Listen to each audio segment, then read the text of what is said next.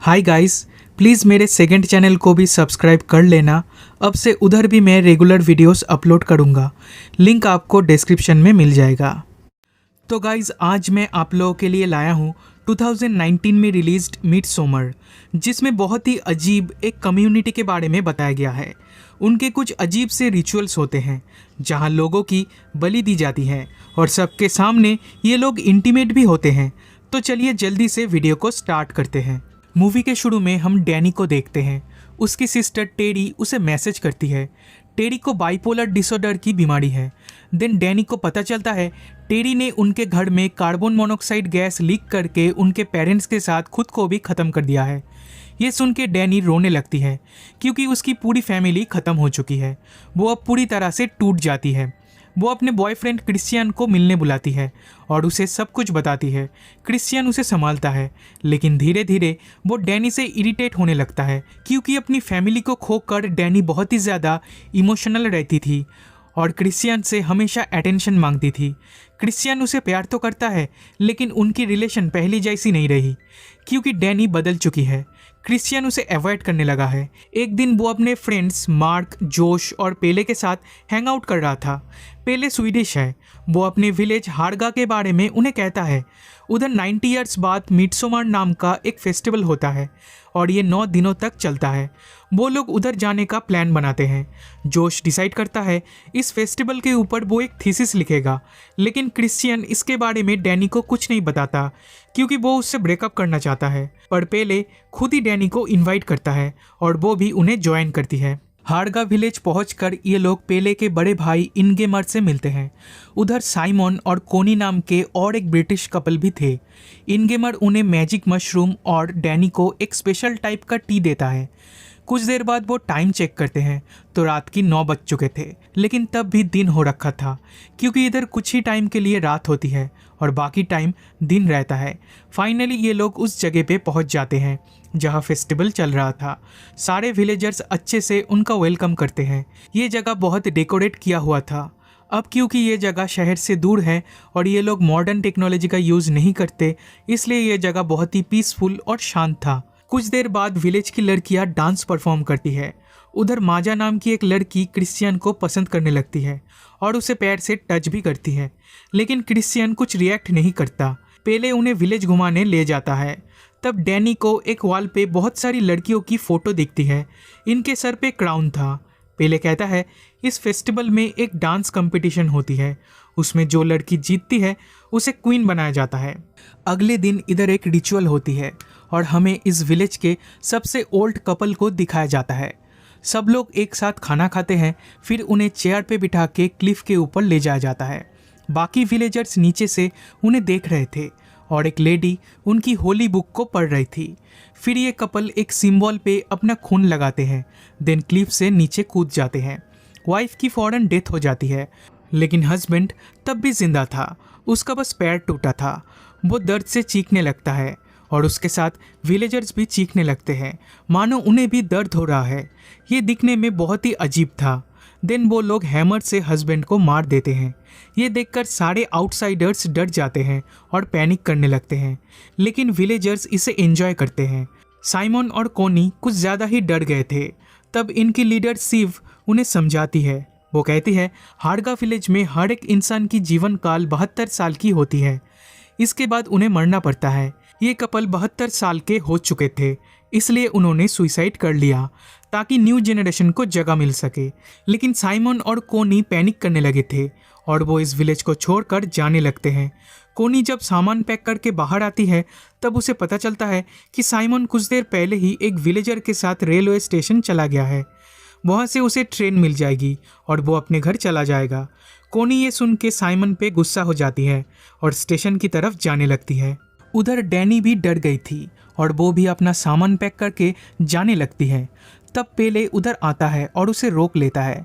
इसके बाद उस कपल की डेड बॉडीज़ को जला दिया जाता है। देन उनकी अस्थियों को एक पेड़ पे डाल दिया जाता है। ये पेड़ उनके पूर्वजों का पवित्र पेड़ था और वो लोग इसे पूछते थे। लेकिन मार्क से बहुत बड़ी गलती हो जाती है। वो इस पेड़ पे टॉयलेट कर देता है, जिसे देखकर सारे विलेजर्स बहुत ही गुस्सा हो जाते हैं। मार्क उनसे माफ़ी मांगता है। तब पेले कहता है, तुम्हें ऐसा नहीं करना चाहिए था, क्योंकि इस पेड़ को ये लोग पवित्र मानते हैं और इसका पूजा करते हैं। फिर हम जोश को देखते हैं। वो इस फेस्टिवल के ऊपर रिसर्च कर रहा था। इन्फॉर्मेशन कलेक्ट करने के लिए वो उनके लाइब्रेरियन के पास जाता है।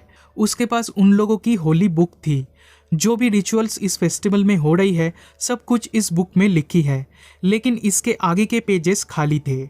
जोश इसके बारे में पूछता है तो वो आदमी कहता है, ये रिचुअल्स हज़ारों सालों से चलती आ रही है, कभी कभी इसमें चेंजेस भी होती है। अगर इन फ्यूचर इसमें कोई चेंजेस हो तो उन ब्लैंक पेजेस में वो लिख दिया जाएगा। रूबेन नाम का एक लड़का इस बुक को लिखता है और विलेजर्स मानते हैं रूबेन के पास सुपरनैचुरल पावर्स है। जोश इस बुक की फ़ोटो लेना चाहता है, पर वो आदमी उसे मना कर देता है। अगले दिन ये लोग एक साथ लंच कर रहे होते हैं। तभी एक लड़की आके मार्क को अपने साथ ले जाती है, क्योंकि उसने उनके पवित्र पेड़ पे टॉयलेट किया था, तो अब उसे उसकी सज़ा मिलेगी। दिन रात को जोश चुपके से उनकी होली बुक की फ़ोटोज़ लेने लगता है। तभी मार्क उधर आ जाता है।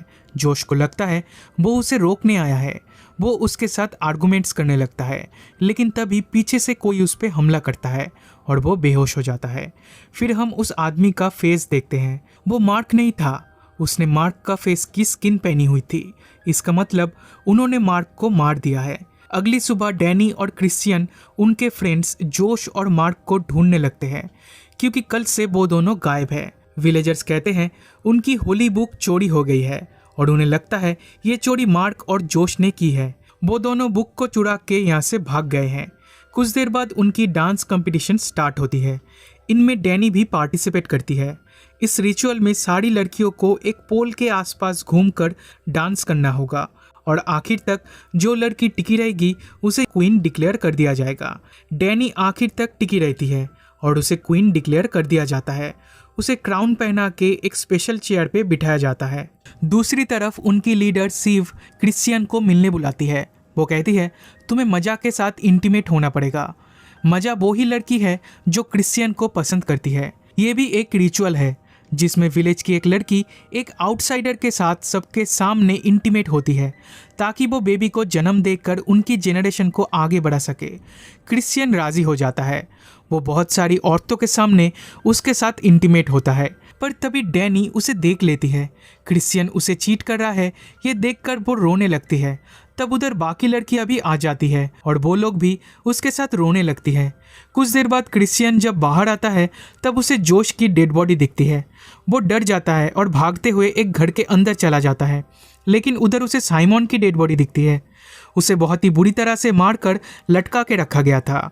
वो यहाँ से भागने की कोशिश करता है कि तभी एक आदमी उस पर ड्राई पाउडर फेंकता है और वो बेहोश हो जाता है। अगले दिन सारे विलेजर्स एक जगह पे इकट्ठा होते हैं और उनके लीडर कहते हैं इस फेस्टिवल में 9 लोगों की बलि दी जाती है, जिनमें 2 एल्डर्स, 4 आउटसाइडर्स और 2 विलेजर्स होते हैं जो खुद को वॉलंटियर करते हैं। और 9th पर्सन कौन होगा वो क्वीन डिसाइड करती है। इनमें से 2 एल्डर्स पहले ही क्लिप से कूद के मर चुके हैं। बाकी 2 विलेजर्स खुद से वॉलंटियर करते हैं और 4 आउटसाइडर्स में से सिमोन, कोनी, जोश और मार्क पहले ही मर चुके हैं। अब 9th पर्सन को क्वीन यानी डैनी चूज करेगी। वो क्रिश्चियन को सिलेक्ट करती है क्योंकि उसने उसे चीट किया है और इससे ये भी क्लियर होता है कि पेले उन्हें जानबूझकर इस विलेज में लाया था ताकि वो लोग उनका बलि दे सके। उधर साइमन और कोनी भी इग्नेमार के फ्रेंड्स थे। वो दोनों भी उसके साथ आए थे। फिर इन लोगों को एक घर में ले जाकर उस घर को आग लगा दिया जाता है। बाहर विलेजर्स उनका दर्द फील करके जोर जोर से चिल्लाने लगते हैं और रोने लगते हैं, पर डैनी स्माइल करती है। इसी के साथ ये मूवी यहीं पे ख़त्म हो जाती है। और गाइस प्लीज़ मेरे सेकंड चैनल को भी सब्सक्राइब कर लेना, उसका लिंक डिस्क्रिप्शन में मिल जाएगा।